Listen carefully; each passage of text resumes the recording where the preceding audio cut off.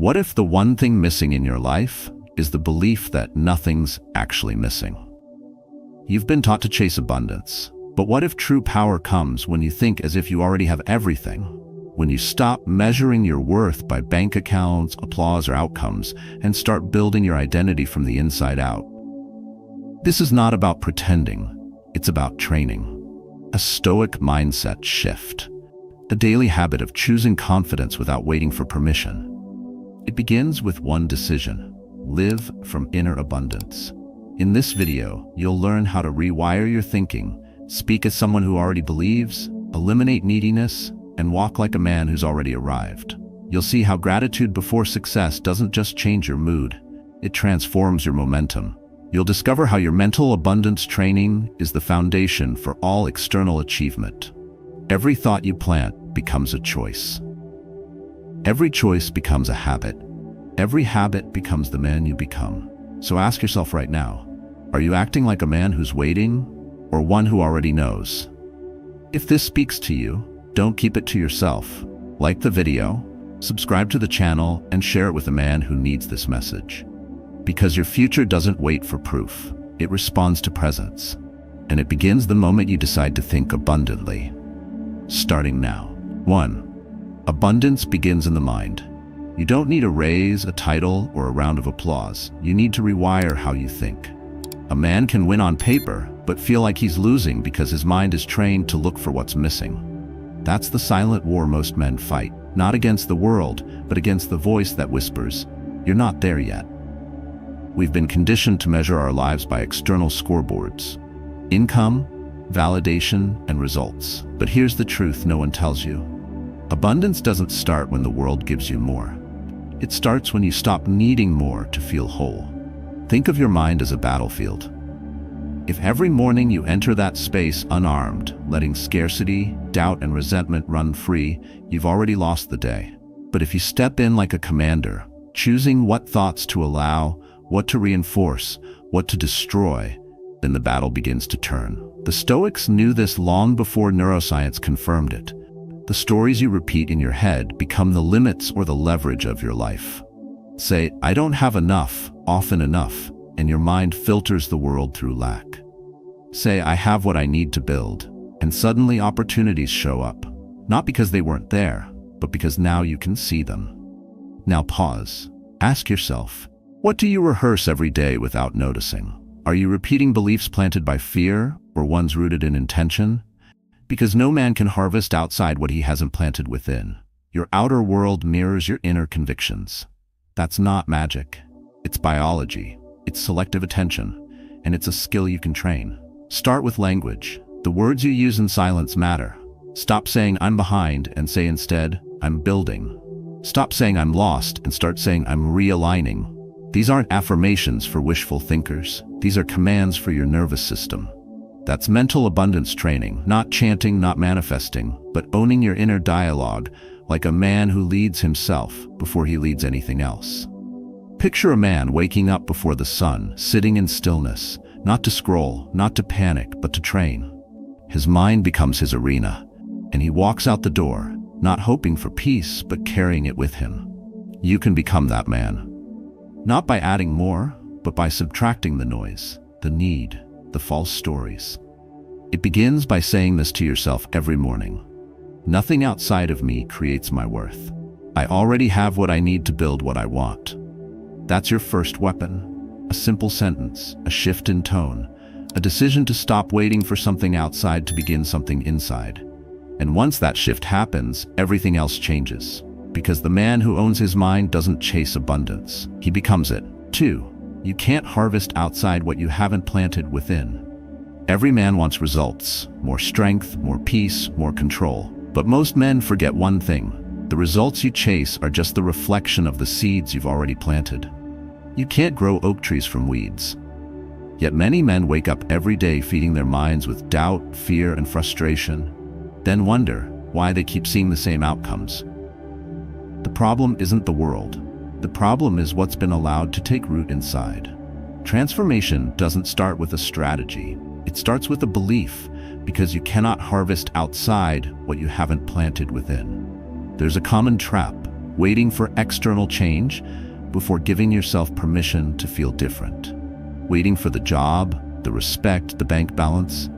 But that's like a man standing in a barren field, arms crossed, waiting for a crop to grow, without planting anything. The Stoics understood this better than most. Epictetus didn't teach men to hope for better outcomes. He trained them to take full command of their minds. What you believe about yourself when no one is watching becomes the blueprint for everything you do when the world is. That's mental abundance training, and it starts with what you allow to grow inside your head. A man who constantly waters thoughts like, "I'm not enough, I'm too late, nothing ever works," is programming his system to filter the world through scarcity. His actions follow suit. Hesitation, avoidance, insecurity. Then when the world mirrors back more resistance, he thinks it's fate, but it's just feedback.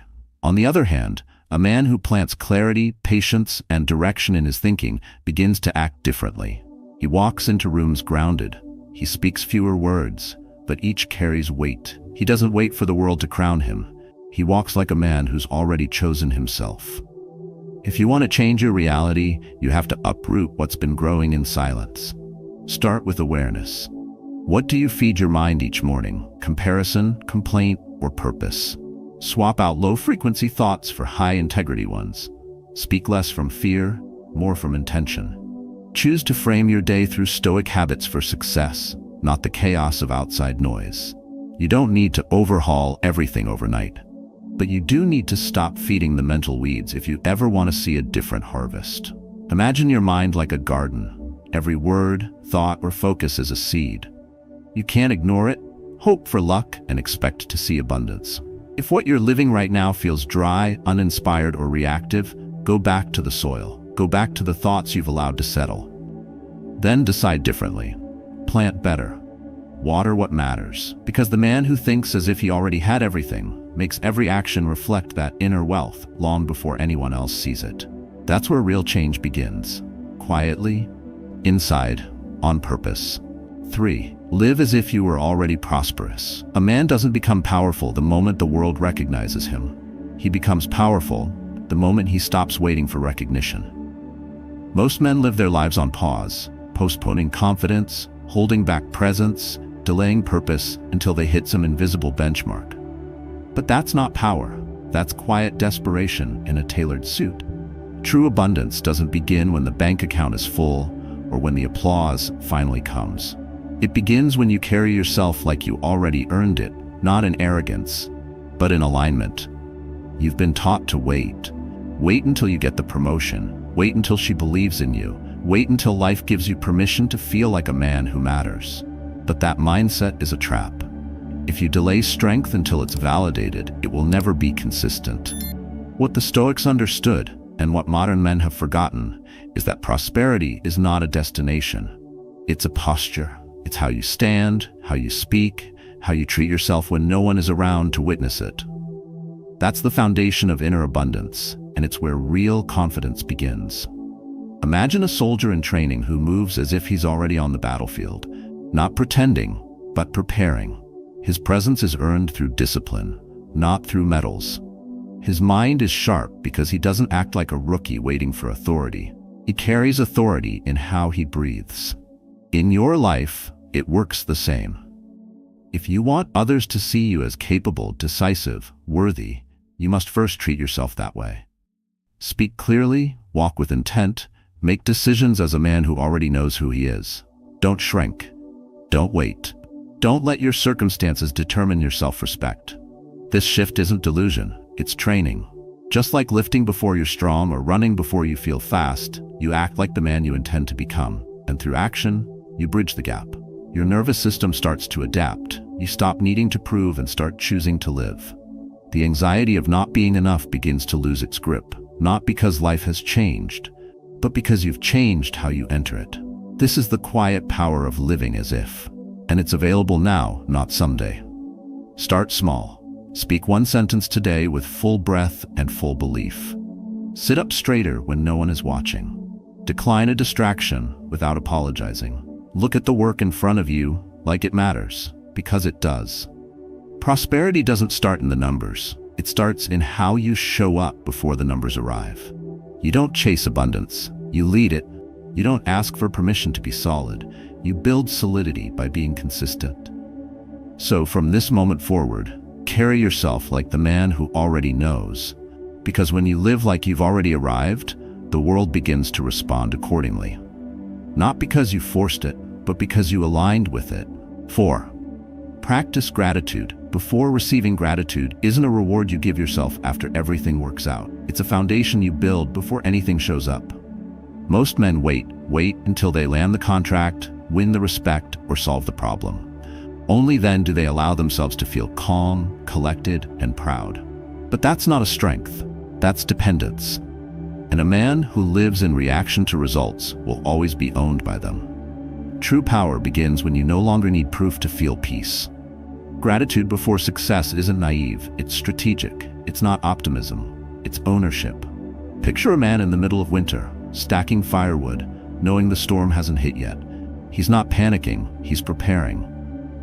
That's what gratitude is, emotional preparation. When you give thanks in advance, you stop chasing life and start partnering with it.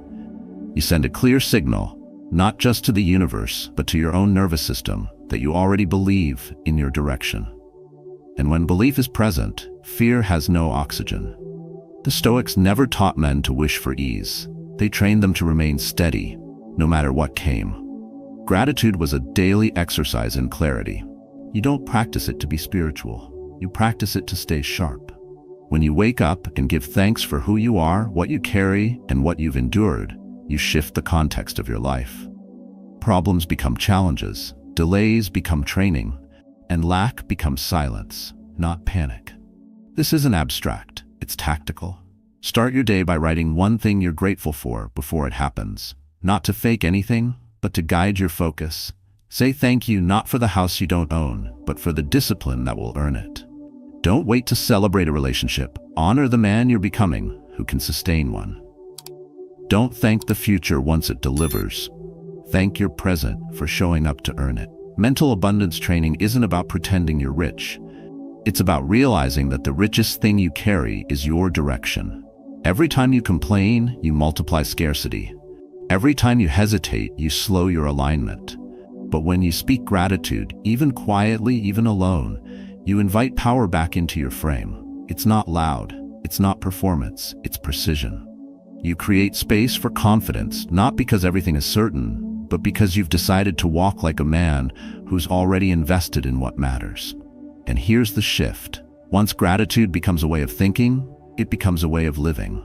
You respond less, react less, and prove less. You stop needing life to bow to your timeline and instead start rising to your own rhythm. So wake up tomorrow and start before the evidence arrives. Speak like a man who sees the good in motion. Walk like a man who trusts what he's building. And give thanks, not for what you're holding, but for the strength it took to keep going. That is abundance, that is control, and that is yours now. 5. Speak as someone who already believes. Every time you speak, you're planting a signal, either for growth or for defeat, not in others, but in yourself.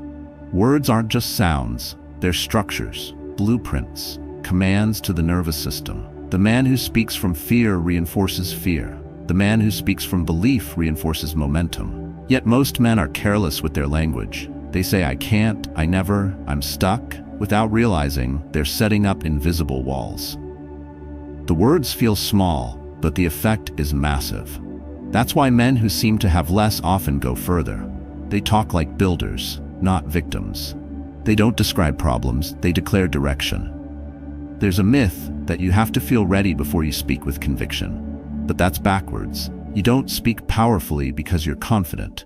You become confident because you speak powerfully. The Stoics understood this deeply. Marcus Aurelius reminded himself that the soul is dyed with the color of its thoughts. But thoughts don't just live in your head, they live in your words.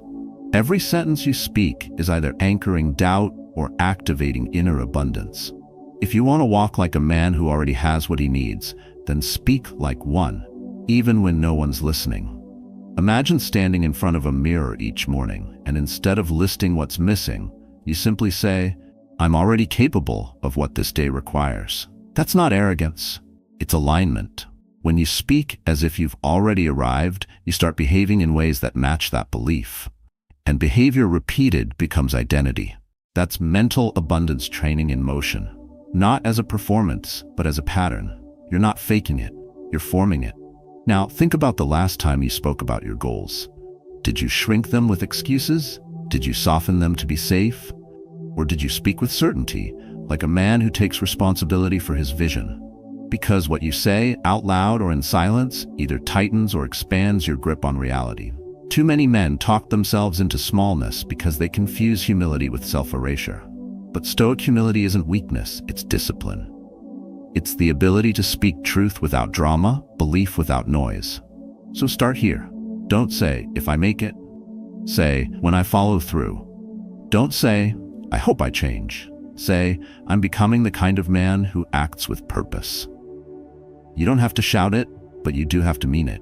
Quiet power travels further than volume, and words spoken with intention build a frame the world can feel, even before it sees results.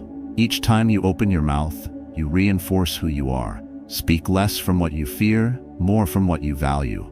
Let your words match the man you're building, not the doubts you're shedding. And if you forget everything else, remember this. Speak as if you already believe. Because the man who speaks like he believes becomes the man who doesn't need to convince anyone else. 6. Eliminate neediness, cultivate certainty. Neediness is loud, it begs, it clings, it overreacts, but certainty, it moves in silence, it leads.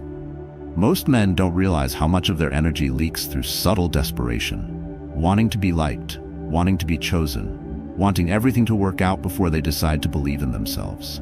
But when your actions come from need, you push away the very things you chase. You can't build solid ground while standing in emotional quicksand. And every time you act from lack, you tell your nervous system that you're not enough yet. You must wait. You must earn permission. That's not leadership. That's dependence. The Stoics rejected this posture completely. They trained themselves to expect nothing and still remain grounded. Epictetus lost his freedom and still held his dignity. Why? Because he understood that inner power isn't conditional, it's constructed, built through discipline, not circumstances. So if your state of mind rises and falls with people's attention, outcomes, or timing, you're not free, you're exposed. Real abundance begins when you no longer act out of need, but out of direction. You stop proving, you start choosing. You move with Stoic mindset shift from craving results to carrying responsibility. Picture a man walking through fog. If he's unsure of where he's going, he hesitates with every step, checking for signs, reacting to shadows. But if he knows his path, he walks through the unknown with presence. He doesn't need visibility. He moves because he decided to. That's what certainty feels like. It's not arrogance. It's clarity in motion. And you don't get it by waiting for life to confirm it. You get it by training it like a muscle. Mental abundance training means acting as if what you're building is already possible, even when no one sees it yet. So the next time you feel needy, when you're checking your phone for replies, when you overthink a decision, when you're trying to impress, pause, breathe. Ask, am I acting from confidence or compensation? Because every move you make from a lack will demand more from you than it gives. But when you act from internal alignment, you conserve energy, you build presence, and you send a signal to the world. I don't chase, I carry. I don't beg, I embody. Start small. Choose one interaction today where you say less, stand taller, and release the need to be liked. Choose one task where you don't rush for completion, but move through it with control. Certainty isn't about predicting results, it's about trusting your posture. And the more you reinforce it, the more the world responds, not out of fear, but out of respect. Neediness says, please let this work. Certainty says, I'll keep showing up regardless. Let that be your mantra. Let that be your frame, because the man who no longer needs to prove he's worthy is the one who becomes impossible to ignore. 7. Shape your identity through presence and posture. A man's posture speaks before his words do. The way he enters a room, the way he breathes, the way he holds eye contact, it all reveals what he believes about himself. You can tell who walks with purpose and who's hoping not to be seen. But posture isn't just physical, it's philosophical. It's an extension of your identity. Most men don't lose power because of a lack of talent. They lose it because their body contradicts their potential. When your shoulders are slouched, your steps unsure, your energy scattered, the message is clear: I'm not ready. And the world responds accordingly. But when your presence says, I've already arrived, it doesn't matter who's watching. You've already set the tone. We're conditioned to think posture is something cosmetic, a correction for bad habits. But it's far more than that. Your physiology is a tool for programming your mindset. Just as repetition wires your beliefs, your body position reshapes your mental state. The Stoics didn't talk about posture in the gym. They talked about it in life. They carried themselves with dignity in courtrooms, in exile, in silence, because posture to them was a signal of ownership. When you stand tall in uncertainty, when you breathe calmly in pressure, when you plant your feet while others shuffle, you're shaping the very man you're becoming. Picture a soldier standing on the edge of battle. He doesn't slouch. He doesn't fidget. He doesn't wait for certainty to stand tall. He creates it. That's not bravado, it's training. And you have the same choice each day. Before you open your laptop, before you speak in a meeting, before you walk through that door, what posture are you bringing with you? If you walk like a man who doubts himself, no strategy will compensate. But if you walk like a man with direction, even in confusion, people notice. More importantly, you notice. Your nervous system calibrates to confidence, not through theory, but through repetition. That's mental abundance training in action, carried in your spine, in your breath, in your pace. This isn't about faking confidence, it's about reinforcing it. You don't become a man after the result. You become him through presence, through posture that matches purpose, and it starts now. Sit up while watching this. Take a deeper breath. Drop your shoulders. Square your jaw, not in tension but in clarity. Let your body tell your mind, I'm here. I'm capable. I'm in control. And that simple shift begins a pattern. Because if you shape your posture daily, you begin to shape your identity. And when that identity is rooted in presence, the world doesn't need to approve. You already know who you are. No one gave it to you. You built it, quietly, consistently, physically. And in a world full of noise, that kind of grounded presence is power no one can take. 8. Action over intention. Begin before you feel ready. The man who waits for perfect clarity will never move. He'll keep planning, perfecting, hesitating until the window is gone. Intention without execution is just hesitation in disguise. We've glorified the idea of getting ready, of needing more time, of needing more signs. But clarity is a byproduct of motion, not a prerequisite for it. Action builds identity. Action creates momentum. Action sharpens focus. If you're waiting to feel confident before you take the leap, you've already surrendered your power. A man who thinks as if he already has everything doesn't wait for guarantees. He trains through action. We're told to visualize success, to dream big, to manifest. And while visualization has its place, it's nothing without movement. The Stoics knew this long before it became a buzzword. Epictetus didn't speak about vision boards, he spoke about self-discipline, daily choices, and the power of stepping forward without needing applause. Real confidence doesn't come from thinking about success, it comes from moving in the face of uncertainty. Because each step, no matter how small, tells your brain, I'm capable, I'm progressing, I'm becoming. Picture a man standing at the edge of a cold river. He dips his toes in, then retreats. The water will never feel warm until he dives.